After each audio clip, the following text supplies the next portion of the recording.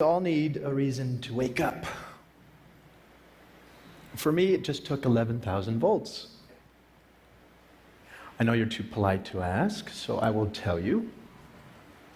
One night, sophomore year of college, just back from Thanksgiving holiday, a few of my friends and I were horsing around, and we decided to climb atop a parked commuter train. It's just sitting there with the wires that run overhead. Somehow that seemed like a great idea at the time. We'd certainly done stupider things. I scurried up the ladder on the back, and when I stood up, the electrical current entered my arm, blew down and out my feet, and that was that. Would you believe that watch still works? Takes a licking.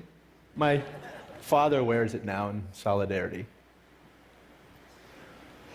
That night began my formal relationship with death. My death.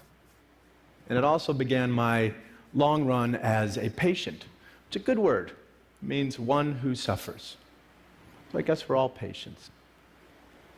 Now, the American healthcare system has more than its fair share of dysfunction, to match its brilliance, to be sure. I'm a physician now, a hospice and palliative medicine doc, so I've seen care from both sides. And believe me, most everyone who goes into healthcare really means well. I mean, truly. But we who work in it are also unwitting agents for a system that too often does not serve. Why? Well, there's actually a pretty easy answer to that question. And it explains a lot. Because healthcare was designed with diseases, not people, at its center. Which is to say, of course, it was badly designed. And nowhere are the effects of bad design more heartbreaking or the opportunity for good design more compelling than at the end of life, where things are so distilled and concentrated. There's no do-overs. My purpose today is to reach out across disciplines and invite design thinking into this big conversation. That is, to bring intention and creativity to the experience of dying. We have a monumental opportunity in front of us before a universal, one of the few universal issues, as individuals as well as a civil society, to rethink and redesign how it is we die. So, let's begin at the end.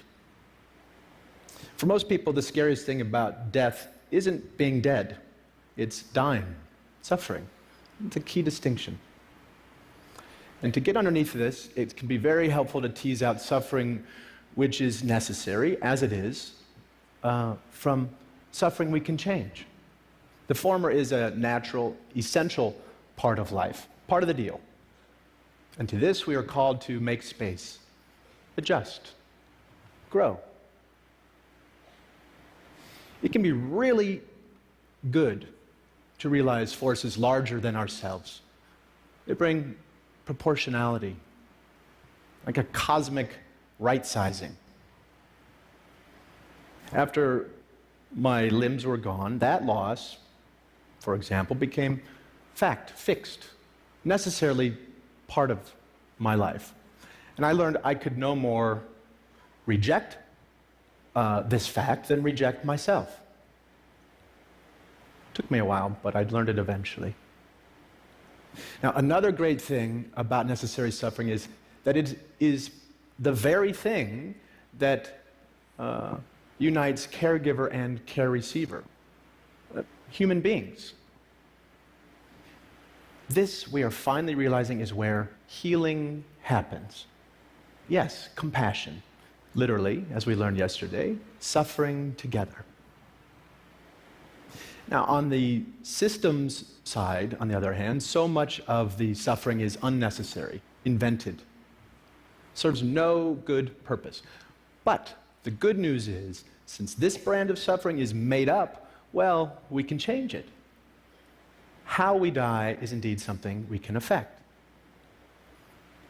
Now, making the system sensitive to this fundamental distinction between necessary and unnecessary suffering gives us our first of 3 design cues for the day. After all, our role as caregivers, as people who care, is to relieve suffering, not add to the pile. True to the tenets of palliative care, I function as something of a reflective advocate as much as a prescribing physician. Quick aside, palliative care, very important field, but poorly understood. While it includes, it is not limited to end-of-life care. It is not limited to hospice. It's simply about comfort and living well at any stage. Okay, so please know that you don't have to be dying anytime soon to benefit from palliative care. Now, let me introduce you to Frank. He sort of makes this point. I've been seeing Frank now for years. He's living with advancing prostate cancer on top of long-standing HIV. We work on his bone pain and his fatigue, but most of the time we spend thinking out loud together about his life, really about our lives. In this way, Frank grieves. In this way, he keeps up with his losses as they roll in, so that he's ready to take in the next moment. Loss is one thing, but regret quite another. So Frank has always been an adventurer. Looks like something out of a Norman Rockwell painting, and no fan of regret. So it wasn't surprising when he came into clinic one day saying he wanted to raft down the Colorado River. Was this a good idea? With all the risks to his safety and his health, some would say no, many did, but he went for it while he still could. And it was a glorious, marvelous trip. Freezing water, blistering dry heat, scorpions, snakes, wildlife howling off the flaming walls of the Grand Canyon. All the glorious side of the world beyond our control. Now, Frank's decision, while maybe dramatic, is exactly the kind so many of us would make if we only had the support to figure out what is best for ourselves over time. So much of what we're talking about today is a shift in perspective. After my accident, when I went back to college, I changed my major to art history. Studying visual art, I figured I'd learn something about how to see. A really potent lesson for a kid who couldn't change so much of what he was seeing. Perspective, that kind of alchemy we humans get to play with, turning anguish into a flower. Flash forward, now I work at an amazing place in San Francisco called the Zen Hospice Project, where we have a little ritual that helps with this shift in perspective. When one of our residents dies, the mortuary men come, and as we're wheeling the body out through the garden, heading for the gate, we pause. For anyone who wants, fellow residents, family, nurses, volunteers, the hearse drivers too now, share a story or a song or silence as we sprinkle the body with flower petals. It takes a few minutes. It's a sweet, simple parting image to usher in grief with warmth rather than repugnance. Contrast that with the typical experience in the hospital setting. Much like this, floodlit room lined with tubes and beeping machines and blinking lights that don't stop even when the patient's life has. Cleaning crew swoops in, the body's whisked away. It feels as though that person had never really existed. Well-intended, of course, in the name of sterility, but hospitals tend to assault our senses. And the most we might hope for within those walls is numbness. Anesthetic. Literally the opposite of aesthetic. I revere hospitals for what they can do. I am alive because of them. But we ask too much of our hospitals. They are places for acute trauma and treatable illness. They're no place to live and die. That's not what they were designed for. Now, mind you, I'm not giving up on the notion that our institutions become more humane. Beauty can be found anywhere. I spent a few months in a burn unit at St. Barnabas Hospital in Livingston, New Jersey, where I got really great care at every turn, including good palliative care for my pain. And one night, it began to snow outside. I remember my nurses complaining about driving through it. And there was no window in my room, but it was great to just imagine it coming down all sticky. Next day, one of my nurses smuggled in a snowball for me. She brought it into the unit. I cannot tell you the rapture I felt holding it in my hand. And the coldness dripping onto my burning skin, the miracle of it all, the fascination as I watched it melt and turn into water. In that moment, just being any part of this planet in this universe mattered more to me than whether I lived or died. That little snowball packed all the inspiration I needed to both try to live and be okay if I did not. In a hospital, that's a stolen moment. In my work, over the years, I've known many people who were ready to go, ready to die. And not because they had found some final peace or transcendence, but because they were so repulsed by what their lives had become. In a word, cut off, or ugly. There are already record numbers of us living with chronic and terminal illness and into ever older age. And we are nowhere near ready or prepared for this silver tsunami. We need an infrastructure dynamic enough to handle these seismic shifts in our population. Now is a time to create something new, something vital. I know we can because we have to. The alternative is just unacceptable. And the key ingredients are known: policy, education and training, systems, bricks and mortar. We have tons of input for designers of all stripes to work with. We know, for example, from research, what's most important to people who are closer to death: comfort, feeling unburdened, and unburdening to those they love, existential peace, and a sense of wonderment and spirituality. Over Zen Hospice's nearly 30 years, we've learned much more from our residents in subtle detail. Little things aren't so little. Take Jeanette. She finds it harder to breathe one day to the next due to ALS. Well, guess what?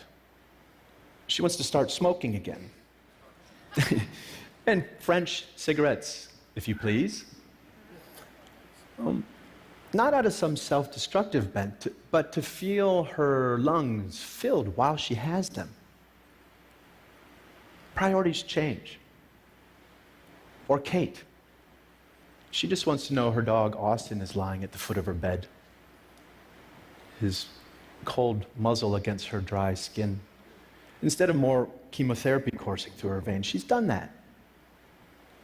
Sensuous, aesthetic gratification, where in a moment, in an instant, we are rewarded for just being. So much of it comes down to loving our time by way of the senses, by way of the body, the very thing doing the living and the dying. Probably the most poignant room in a Zen Hospice guest house is our kitchen, which is a little strange when you realize that so many of our residents can eat very little, if anything at all, but we realize we are providing sustenance on several levels: smell, the symbolic plane. Seriously, with all the heavy-duty stuff happening under our roof, one of the most tried and true interventions we know of is to bake cookies.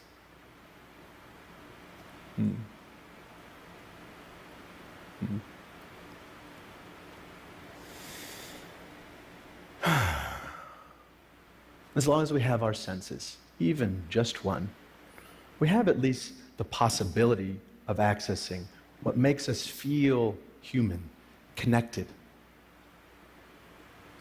Imagine the ripples of this notion for the millions of people living and dying with dementia. Primal sensorial delights that say the things we don't have words for, impulses that make us stay present, no need for a past or a future. So, if teasing unnecessary suffering out of the system was our first design cue,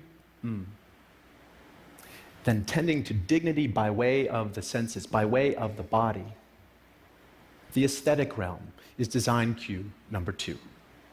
Now this gets us quickly to the third and final bit for today. Namely, we need to lift our sights, to set our sights on well-being. So that life can become, and health care can become about making life more wonderful rather than just less horrible. Beneficence. Here, this gets right at the distinction between a disease-centered and a patient or human-centered model of care. And here is where caring becomes a creative, generative, even playful act. Play may sound like a funny word here, but it's also one of our highest forms of adaptation. Consider every major compulsory effort it takes to be human. The need for food is birth cuisine. The need for shelter has given rise to architecture.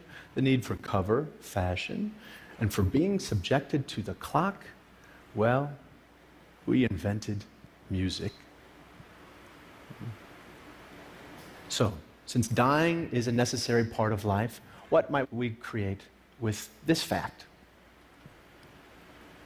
By play, I am in no way suggesting that we take a light approach to dying or that we mandate any particular way of dying. There are mountains of sorrow that cannot move, and one way or another, we will all kneel there. Rather, I am asking we make space, physical, psychic room, to allow life to play itself all the way out, so that rather than just getting out of the way, aging and dying can become a process of crescendo through to the end. We can't solve for death. I know some of you are working on this. Meanwhile, we can design towards it. Now, parts of me died early on, and that's something we can all say one way or another. And I got to redesign my life around this fact, and I tell you, it has been a liberation to realize you can always find a shock of beauty or meaning in what life you have left. Like that snowball, lasting for a perfect moment, all the while melting away. If we love such moments ferociously, then maybe we can learn to live well, not in spite of death, but because of it. Let death be what takes us, not lack of